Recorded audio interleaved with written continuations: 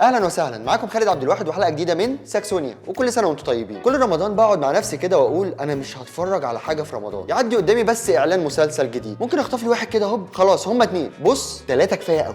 يا اخوانا اللي في الطياره انا اتشفطت.